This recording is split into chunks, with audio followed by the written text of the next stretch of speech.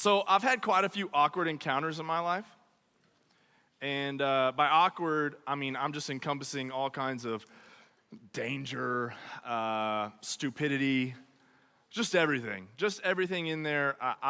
I've encountered, I've been in quite a few, why don't we say just weird? Let's just say weird encounters. And I'll never forget one, there's a couple that made my list that I just wanted to, I'm not going to talk about them, but okay, I'll talk about them. Briefly, I've lied to people for a long time about how this one encounter happened. In 6th grade, I made fun of this girl. Some of y'all probably heard me tell this story. I made fun of this girl for this guy that she liked. And for the longest time, I told the story like she hit me in the back of the head with a chair because she was so angry at me, right? That's not actually how it happened. How it happened was like I was spouting off to her, just talking, I was saying really bad things to her, and she got up and was like, "What's up, bro? What you gonna do about it?" And that's how I remember her voice. I'm not kidding you at all, okay? And she said that, and I'm like, okay, what's up? I'm new in junior high. I got something to prove, all right? I'm trying to make a name for myself amongst all the other people who are bigger than me. Let's go, okay? So we're actually in computer lab. I stand up in computer lab, right, like this way. I stand up, and I'm like, "What's up? What's going on?" You heard what I said, right? And what I had yelled across the room was something along the lines of, "That guy is not a very nice guy. He is not liked by anyone. He's a freak." There were some words that I can't use on this stage, in particular, used in there, right? Because I haven't always been a very nice Christian, okay? So you've been there too. So, but I yelled these things, so she's naturally super angry. She gets up like, "What's up?" I'm like, "All right, let's go, what's up?" I'm not letting my pride back down, okay? She makes her way across the room. I'm like, "All right, we going, okay, yes. I'm doing this, my first fight in junior high, let's go, okay?" And how I told the story for a long time was like, she kind of pushed me a little bit, and I kind of shrugged it off, and then she picked up a chair, hit me in the back of the head with a chair, and I went to the hospital, got staples. How it actually happened, and I'm just going to come clean with you, okay? She put me in a headlock and then threw me to the ground, and I just happened to hit a chair. She walks over, and I'm like, yeah, what's up? She swipes my hands out of the way. I turn, she grabs me, throws me in a headlock, and then goes, "Bop, bop," wham! So it throws me down on a chair. My head bursts open. And that's just one of the many weird encounters I've had in my life. Embarrassments, maybe it's better to call them embarrassments. But tonight we're going to look at a story where Jesus is looked at, and he encounters this woman, and this is seriously looked at the time as one of the weirdest, most obscene, unique encounters that could take place. Because Jesus is a Jew, and in this story in John chapter 4, he encounters a Samaritan woman. And we'll get to why that's important in a minute. But let's jump into John chapter 4, starting in verse 1. The Bible says, "Now Jesus learned that the Pharisees had heard that he was gaining and baptizing." That's just that they had heard that Jesus was gaining and baptizing more disciples than John. Although, in fact, it was not Jesus who baptized, but his disciples. So he left Judea and went back once more to Galilee. So to understand these first 3 verses, you got to kind of look backwards into chapter 3. And in chapter 3 of John, there's like really one really famous verse in John chapter 3, verse 16, right? "For God so loved the world, he gave his only begotten Son, that whoever believes in him shall not perish but have everlasting life." That happens right before this, okay? Jesus is talking about salvation right before he encounters this woman. But right before he says that, he encounters a guy named Nicodemus, who is really kind of the guy that everyone would look up to and want to be, man. Every Jew would want to be. He is very religious, right? It says that he is a very known man, a very powerful man. I mean, he is an icon, okay? And he comes to Jesus at night, and he kind of affirms who Jesus is. He wants to know more about who Jesus is, but he kind of affirms him right at night, not in daylight, so he's not embarrassed by all his friends and has to say it out loud, right? And maybe even cast out from his Jewish friends. But he comes and he says it at night. He goes, "Hey, Jesus, what's up, man? You've been doing a lot of signs and miracles. That's cool. I believe that. That's awesome, right? And then Jesus goes into this, to talk about truly, truly I say to you, right? And you can read that in chapter 3. Then he goes to John 3:16 where he talks about salvation. And then they skip forward to where Jesus and John the Baptist, you might have heard of him, he comes out where they are baptizing together in this area of Judea, right? And people begin talking about Jesus and John baptizing people. And Jews did not like that this was happening because Jews at the time did not believe that Jesus was the Savior. And baptism was a symbol, and still is a symbol today, of you accepting Jesus as your Savior. And Jews were like, they held on to their religion like nothing else. It was the most important thing to them. And so anyone who was going to intrude on that was the enemy. And so we get in the first 3 verses, and Jesus hears that these people are getting angry at him. Now listen, I'm in no means going to say that Jesus left Judea out of fear, okay? I don't believe that at all. I believe that in every step you read about Jesus in the New Testament, he didn't just have a physical direction, but he had a spiritual direction. And so he had let the gospel loose in Judea. He had started talking about Jesus in Judea, and people had grabbed on to the message of Jesus, and they had started getting baptized, like in truckloads. So much so that the Jews, the religious people of the time, were worried. They were like, people are leaving our church, they're going to that church. What is going on? They gotta be from Satan, right? Like, that's what they're looking at Jesus saying, okay? And so Jesus goes to this next place. He shared the gospel here. He moves on to Galilee, and then we make it finally to verse 4, where John records, now he, that's Jesus, had to go through Samaria. Let's read 4 through 6. Now he had to go through Samaria. So he came to a town in Samaria called Sychar, near the plot of ground Jacob had given to his son Joseph.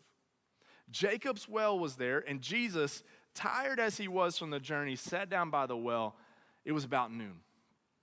So last week, Ryan talked a lot about kind of knowing Jesus, having a relationship with Jesus.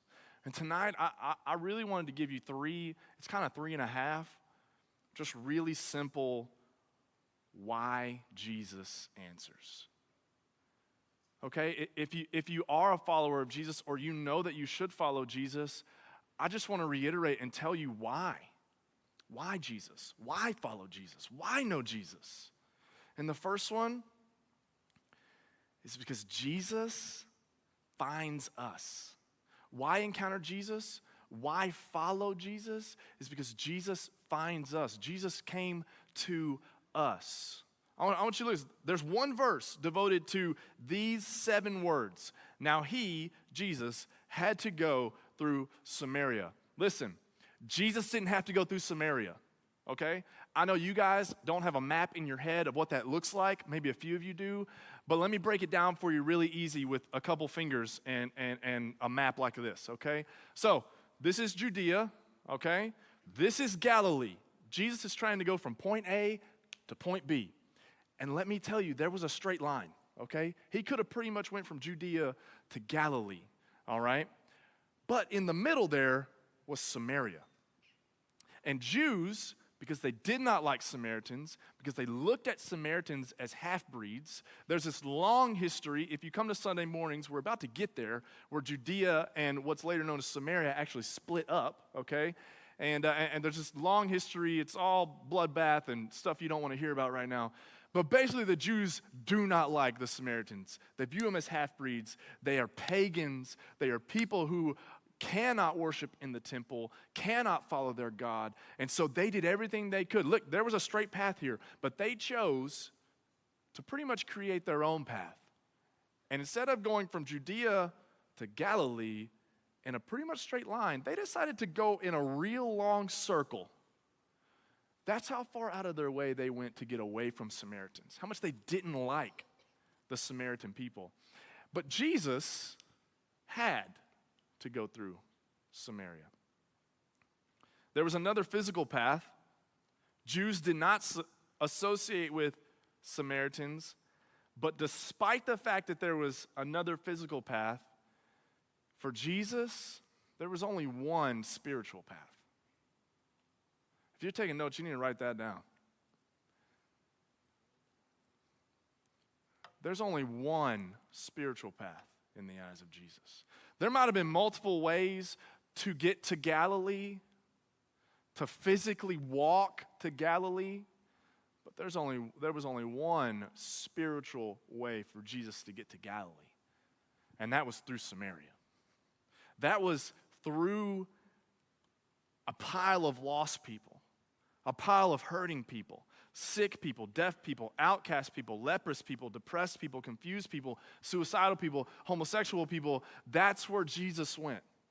Because in Jesus' life, he models running straight towards everyone who needs help. Why Jesus? Because he finds us. Let me tell you, you don't have to go searching for Jesus. He'll find you.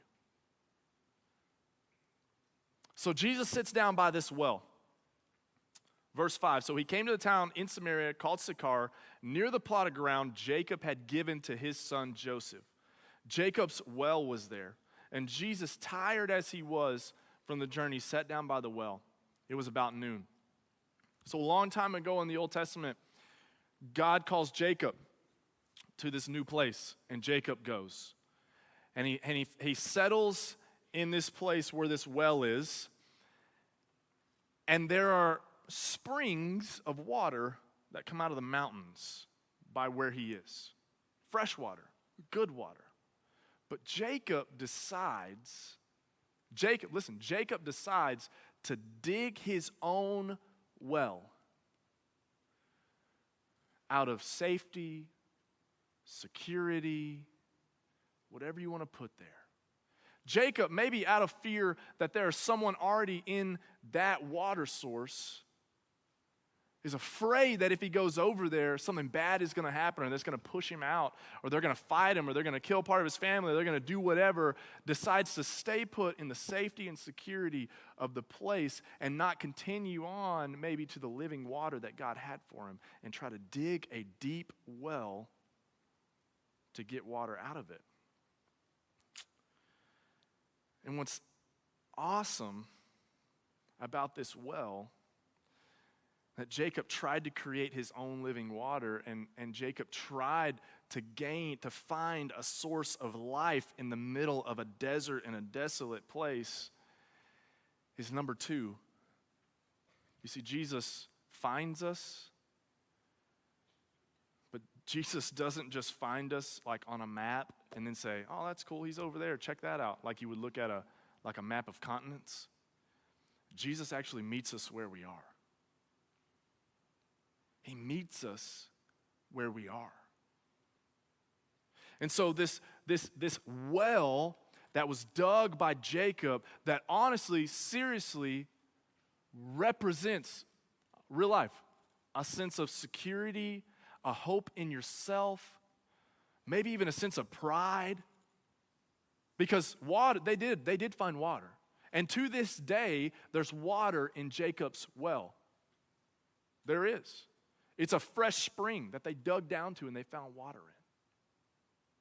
See, Jesus finds us, Jesus meets us where we are. And then the Samaritan woman, as Jesus comes to this well, right, and he sits down on the side of the well, a Samaritan woman walks up, verse 7.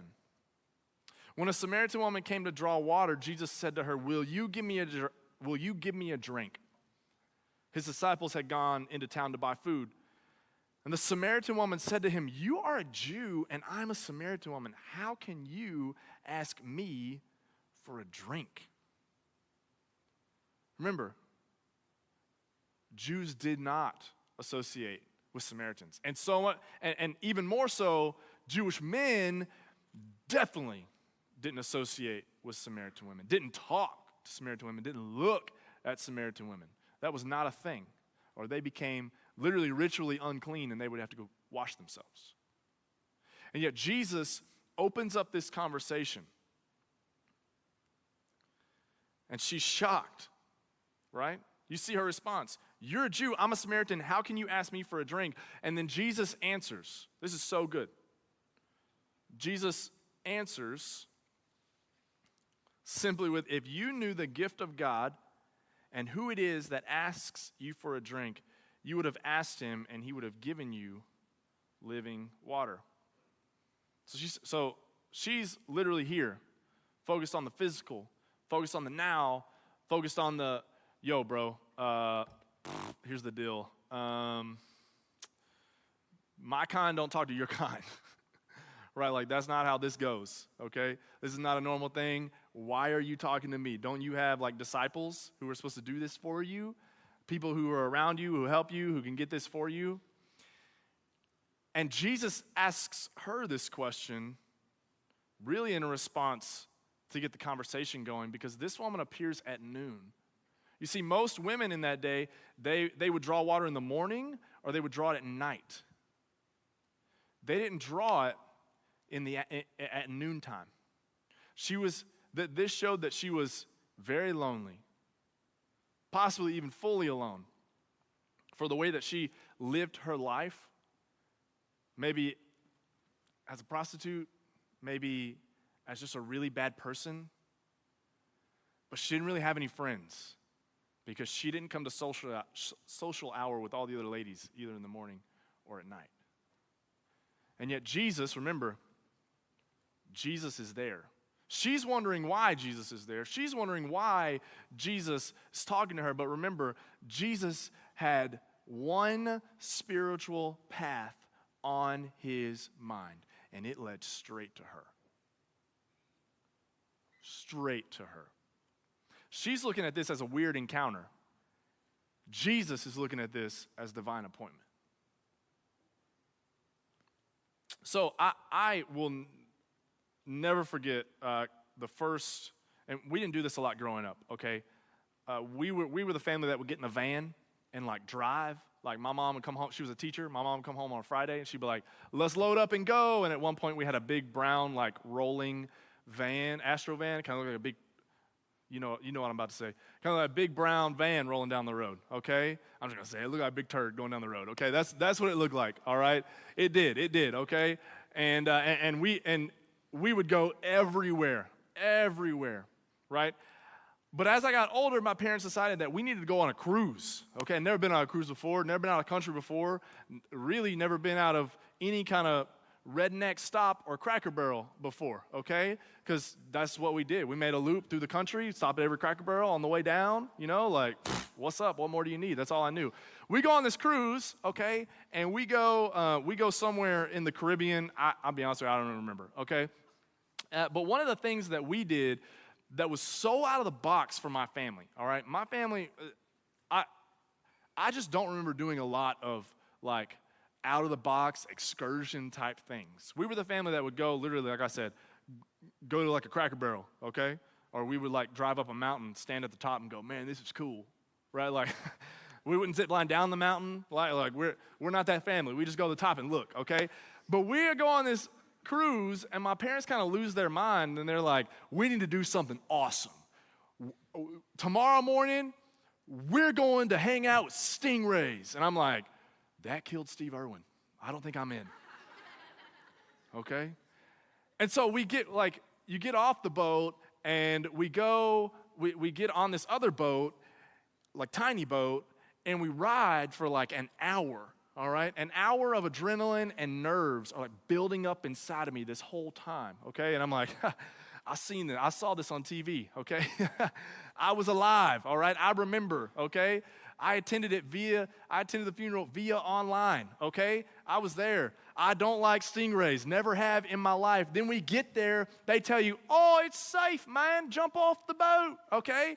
That's probably not how they talk. Actually, I'm positive that's not how we talk because we were in the Caribbean, not Australia. But it is what it is, okay? I said it. I can't take it back. It is what it is. And I'm just going to stick to it. So they get us off the boat. They put us in a life jacket, okay? And we're in, like, water up to here, all right? And they're like, here's the first rule. I'm like, great. We're to the rules. Safety first and then fun. Safety first and then fun, right? They're like, always shuffle your feet. I'm like, what? Shuffle your feet? That's a dumb rule, right? Like, shuffle your feet. If you shuffle your feet, you'll scare the stingrays. They'll hear you coming, and they'll swim away. And if you don't, then you're in danger of getting poked in the heart. And I'm like, okay, I'm shuffling my feet, right? Like, number one, I'm like, I don't know how it's gonna, the water's here, I'm here, okay, whatever. But I'm shuffling my feet through the water, right? I'm shuffling my feet. I feel like I'm shuffling for a mile, okay? Like, I'm like this, and we just keep walking. We walk out to this encaged area, okay? I guess it's just a farm they keep them in. I don't know, out there in the middle of the ocean, all right? And we're shuffling our feet all the way out there, and they're like, okay, we're here. Now, this is what you need to do, all right? You need to get down in a crouch position. And I'm like, that's not safe, remember? And so I get down into a crouch position, okay? And I'm like this.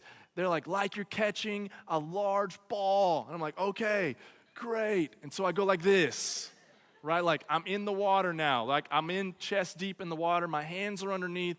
And they're like, now check this out. And there's this guy who's had kind of his back to us the whole time. And he's got this, what I don't know at the time, okay, he's got this very large, dangerous animal, all right, that he's holding. And he turns around and he goes, here's Bertha, right? Like, and he like, okay? He's like, and I'm like, right? Like, I mean, what do I do in the moment, right? Like, stingray coming at me, do I run? They said, don't run. They said, shuffle your feet, it's dangerous. I'm in a whole like box of, there's so many emotions running through my mind. I don't know what to do. I don't know yes or no. So I just freeze and I'm like this. Bertha, yay, right? Like, and so this stingray, like, swims up to me, right? Like, he glides it in.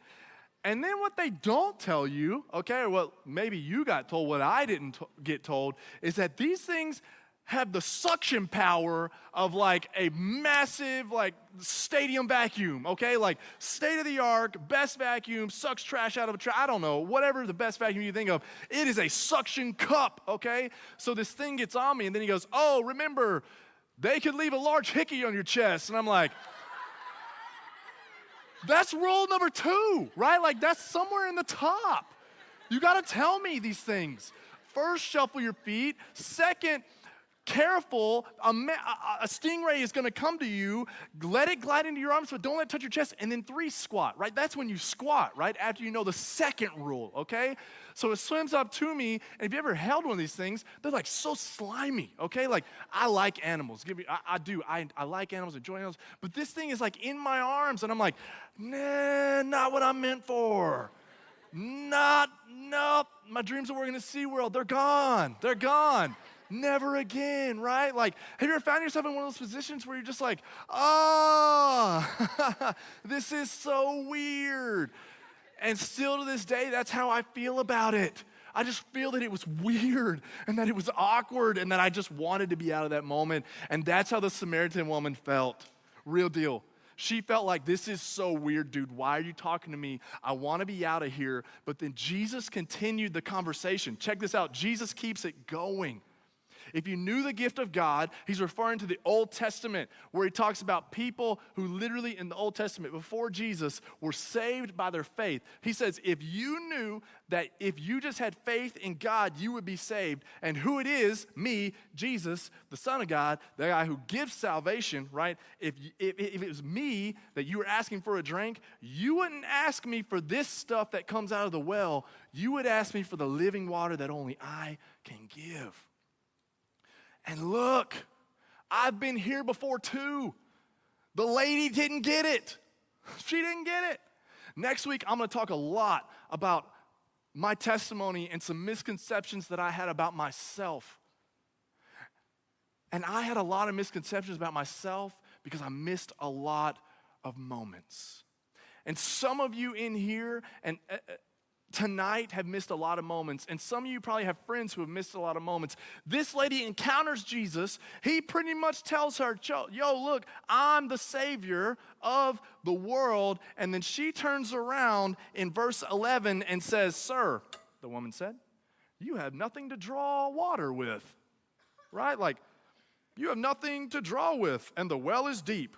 Where can you get this living water? The dude just said it came from him, right? Like, he said, I'm handing it out freely. And she's like, well, you don't have a bucket, right? Like, hello, right? Hello, okay? But she ends it with, where can you get this living water? Verse 12, are you greater than our father Jacob, who gave us the well and drank from it himself, as did all his sons? Now listen, don't forget the first two. Why Jesus? Why encounter Jesus? Why follow Jesus? Why have a relationship with Jesus? Number one, because he finds us. And number two, because once he finds us, he meets us where we are. Without a doubt, every time, 110%, okay? It's not like 9 out of 10 times. It's like 110%. He finds you and he meets you exactly where you are, no matter the way you're living, no matter the stuff you're living in, or no matter the stuff you're going through. Jesus finds you and meets you right where you are. And even when we are so blind and so dumb to exactly what Jesus is saying to us, listen, he'll say it again. Because that's what happened right here. Jesus said it to her. And then she turns around and she hasn't made it to the spiritual side yet. She doesn't get he's in the spiritual realm. She doesn't get he's talking about eternity. All she sees and all she hears is the physical, okay, well, I came here for water, all right? I come here every day just trying to draw a little water here. I would love to never have to come back here again. Where's the living water, right? Like, where's the water that I never have to get again?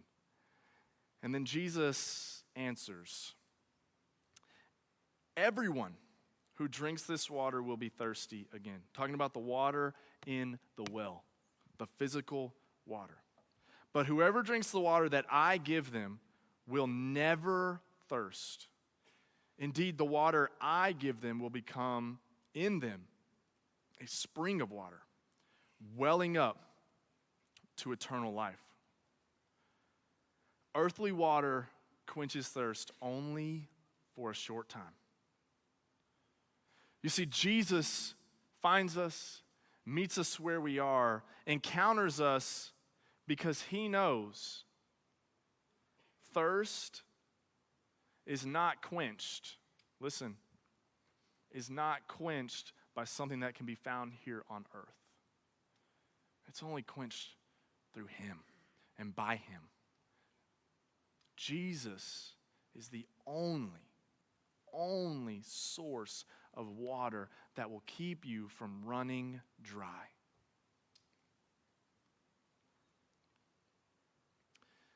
But it's crazy. Verse 15. The woman said to him, "Sir, give me this water so that I won't get thirsty and have to keep coming here to draw water." The woman missed it again. She missed it again. I mean, what more does Jesus have to do to get in this lady's head? And what more does Jesus have to do to get in your head? Jesus is here. Let me tell you, he found you in here tonight. He came here tonight to meet with you. The voice in the back of your head or the tug on your heart, right? That's not heartburn. That's Jesus, okay? I hate to break it to you. Actually, I love breaking those little things to you. That's Jesus. The little voice in your head that might be getting you all nervous right now and saying, oh no, what's he gonna say? He better not talk about Jesus. He better not talk about, accepting Jesus and standing up, because if he does, I don't know if I can do that. I'm too nervous to do that. You want me to tell you who that is? That's Satan. Can I just let you in? My wife was back there with me for the first time. She got to see what it looks like before I walk up on stage and teach. And I try to keep this every single time, right? Before I got up on stage, I'll tell you a little snippet. I prayed that when I got up here today, that Satan would be nowhere close to this stage. Because Paul in the New Testament, right, a little after John here, talks about how our battle in life is not a physical battle. You guys are so talented. Every single one of you in the room, you are so talented. You're going to do awesome things. I believe it wholeheartedly. But you can live a life that is empty and full of like a water that is not eternal.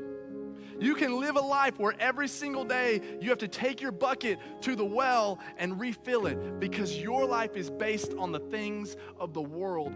Or you could choose for maybe the first time tonight to ask Jesus to give you a living water that will never run dry, but in fact, he says, will well up in you to overflowing. You know what I prayed for back there before I came up? Is that even if some of you in this room right now are struggling with the voice of Satan who wants to tell you, remember, we are fighting a spiritual battle. He wants to tell you that you're not good enough, or that you shouldn't make this decision, or that the small little white lie and sin that you're living is okay. He wants to plant that in your brain and keep it there because he wants to keep you from the well that never runs dry. And tonight you have the opportunity to say, get out of my head, Satan. I stand for Jesus Christ. I claim his living water as my own. And if that's you tonight, man, and for the longest time, you've been coming to the well to draw a water that you're just going to have to come back and get again. And you need to, for the first time, draw a water that's going to last through eternity. With every head bowed and every eye closed. Jesus Christ is that water. And very simply, if you want that relationship with Jesus, if you want to come to the well and draw from the water that only Jesus offers, Paul in Romans talks about how very simply all you have to do is believe in your heart that Jesus is Lord, confess with your mouth that he rose from the dead, believe and confess that Jesus is who he says he is, then you can be saved. So with every head bowed,